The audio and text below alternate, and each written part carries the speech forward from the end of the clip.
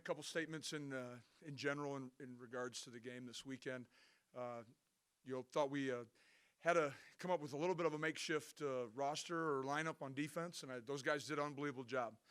Michael and James both played really well.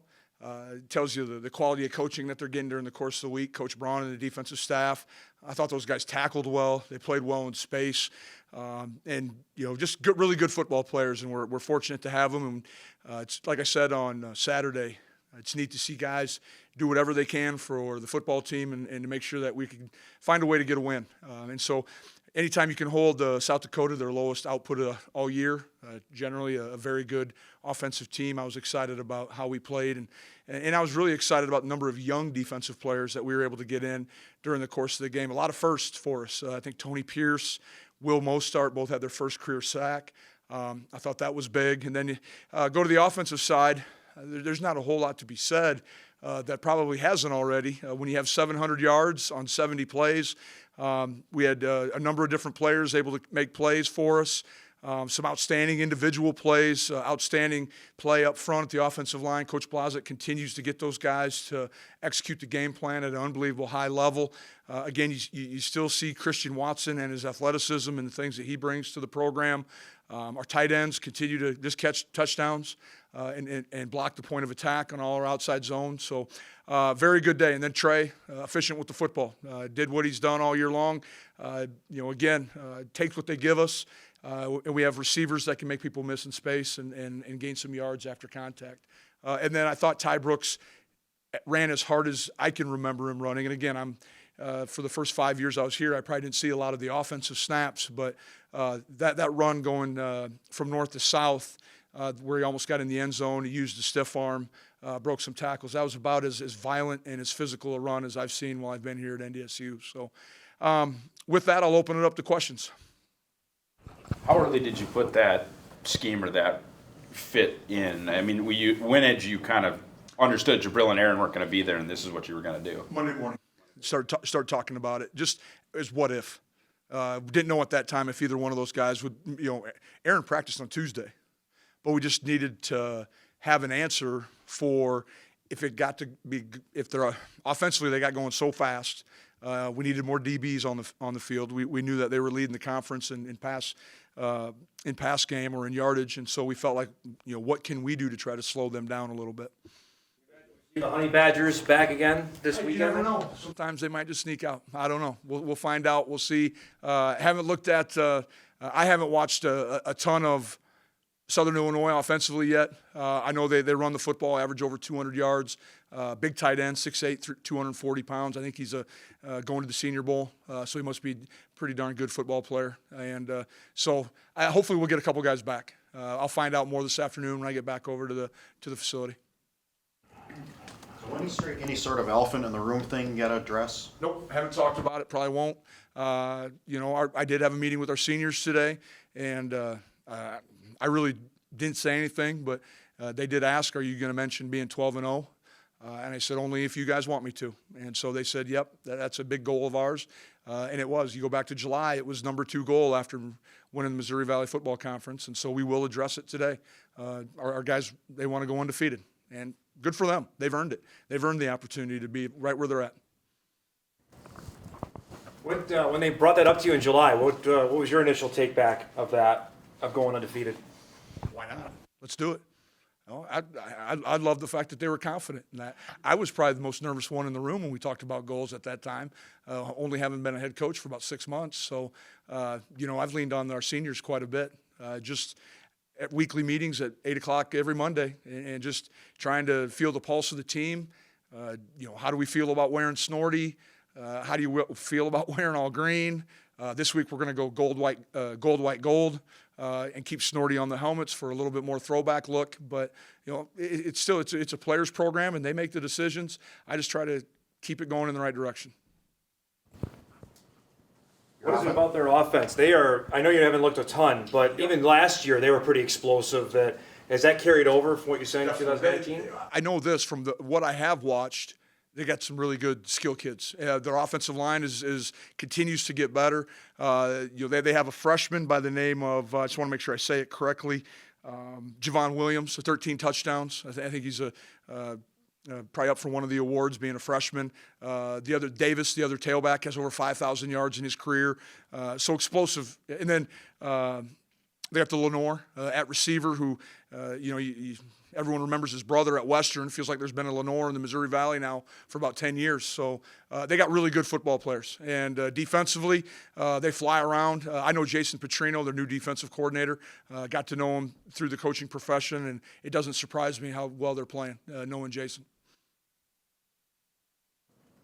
How do you characterize your offensive line? It's kind of hard to measure statistically, right? But, I mean, their performance all year, dominating weekly awards. Yeah, well, I think they're going out and doing their job at the highest level that they can. And I think part of that is Coach Blazek continues to push them and challenge them to be better, to be around the football even at the end of plays. You see 6'6", 310-pound guys flying downfield trying to get another block. I think they're taking pride in every little thing that they can. I know it's a badge of honor to know that Trey hasn't been touched very little this year. And, I think those guys, they believe in one another. They believe in what we're doing offensively. We have answers, and not that we haven't before, but you take something away, we have the ability to go back to something else. And maybe it's a little bit of a different scheme, but we've been able to answer or counter some of the other teams' adjustments during the game, and our kids, they handle it. And that stems from having great weeks of practice and being willing to learn all the time. 5 so far. Have they played through injuries? Have they been healthy? Been healthy. They of course, Jeff, they're going to have their nicks and bumps and bruises like you would just playing college football. What's helped though is I don't know if we've had an offensive lineman have to play over 50 snaps in a long time this year. And so when you start thinking about snap number 51 through 68, and you multiply that times 4. Well, there's 80 to 100 snaps less of football that they're having, and we're getting great experience with the Jalen Sundells, Cody Mock, switching jersey from 88 to 70, and getting reps at tight end, getting reps at tackle. The Kubis brothers getting a ton of reps for us as well. Always trying to develop our depth and for the future of the Bison program as well. Is there anything being done differently offensively than with the previous staff? I mean, you graduate a quarterback, you graduate an NFL receiver, 3 offensive linemen, and now you have 1,400 yards of offense in 2 weeks. Well, I don't know if anything, as far as our plan and how we go about our work, it looks the same as it did 6 years ago when I arrived here. Practice is still set up the same. That was my number one concern taking over as the head coach, is that we still look like the Bison, we still act like the Bison, and still do what Bison do. But I think it's just part of it is we have a couple other players. Phoenix Sproles we saw last year Phoenix kind of grow into becoming a good receiver. Well, he's just taken off right from where he left off in 2018 and has become an excellent receiver. Christian Watson is healthy right now. Cole Jacobs has given us so many positive reps on the offensive side. Braylon Henderson, a young man who has worked with the offense, finally got his first catch. So I just think it comes down to personnel and having people that are available but willing to do anything. Cole Jacobs might have 6 catches this year, but I bet he has more knockdown blocks than all our other receivers combined. I mean, he has a purpose, and he's going to go out and take care of it. And when you have a purpose, you have better performance. Most starts part of the 4-game plan, or is it kind of whatever moving forward? No, I think we're going to try to hold and save them as many games as we can. We're going to make it real hard on Ryan to make sure he knows which one's out there. So, being twins, you're all going to have to check on that. Radin's another offensive lineman player of the week. You saw him from across the field the past few years as a defensive coordinator. What has stood out to you about how good he is as a left tackle? How has he even elevated his game this year? Well, he's one of the more athletic, if not the most athletic offensive linemen we see on a weekly basis. And all fall camp, all spring, I mean, there's a reason why Derek Tuska is a good football player. There's a reason why Greg and those guys have gone against each other. Greg Menard, I was speaking of. Good players make other players really good too. And so Dylan just continues to have great confidence in himself, never gets too high, never gets too low. But he got challenged a little bit, I think, last week to up his energy. Sometimes when you have super athletic kids, the game looks really easy. They kind of just are going. We challenged him, and I thought if you watched the game closely, there was a block in the second half where he took a defensive end and planted him in the South Dakota sideline. I think that was a great example of when he wants to go, he can really go. Accepted an invite to the EastWest Shrine. What does that say about his body of work here at NDSU, and what does it do for the profile of your guys' program? Well, I think it's always great. Any sort of advertising that we get on social media, and that's where it popped up first, is good because all our recruits are going to see it. Derek's earned every accolade that he's ever had. He's gone about it the right way, worked extremely hard. I made comment the other day that I think we first offered him as a sophomore in high school out of Warner, South Dakota. His brother was a junior at the time, or maybe going to be a senior, but he was here at summer camp, and he was already a step ahead of everybody, and we knew he was going to be a really good one. And he continues to do whatever the team take. You saw this week he was on punt team, and so he played 30 snaps at defensive end, was on punt, and got in on a tackle.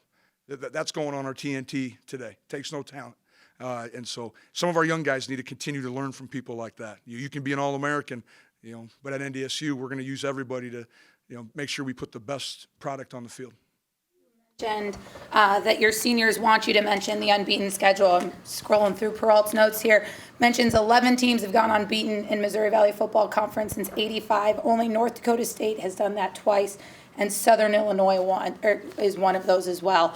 Can you just touch on how hard this really is to do, the hard work, the hours, put in perspective what an undefeated season really takes? Well, I don't know, Beth, if I would work any less hard if we had a couple losses. I'm going to do what I do. But I think from a player standpoint, to the level of consistency that you have to show up with every day and go to work, and we still try to have some fun as well, and it's okay to smile over in the football office and in the football locker room and things, but that's probably what I get most impressed with is there's certain games you get up for, but to be able to maintain the focus, the energy for what we've had 8 weeks now coming up, this Saturday will be 8 weeks in a row, I think is remarkable, especially when we live in a world where there's so many distractions and outside noise that it's tough sometimes for an 18-year-old just to stay focused on one goal and to make sure that they're doing everything they can to win. Aaron Malmstrom re-injured his knee. Do you know a status on him for? Banged it up. I don't know the severity, but we'll continue day by day, and hopefully we can get Garrett back. He is he's a team. The team needs Garrett to be successful. He more than just what he does in between the whistle or the snap and the whistle, but it's Garrett being on trips and the leadership he provides is really important to our offense and our defense. Noticeable him being back this past weekend. Guys love it when he's back at practice. He brings a level of energy, level of intensity, a level of Bison physicality that only the Bison fullbacks should be able to bring. Out the regular season on the road? Of course, we'd prefer to have a home game, but we've done well on the road, and I still believe that the road can be a place where you can create extra continuity within your team, extra closeness. Guys get to know one another just a little bit better, and as we go into potentially the second part of our season, I think that it'll provide some value. Dylan Bussey, what's his status? Broke his finger catching a pass Wednesday at practice. Out for 6 weeks, they said. Yep, roughly. All right, thanks, guys.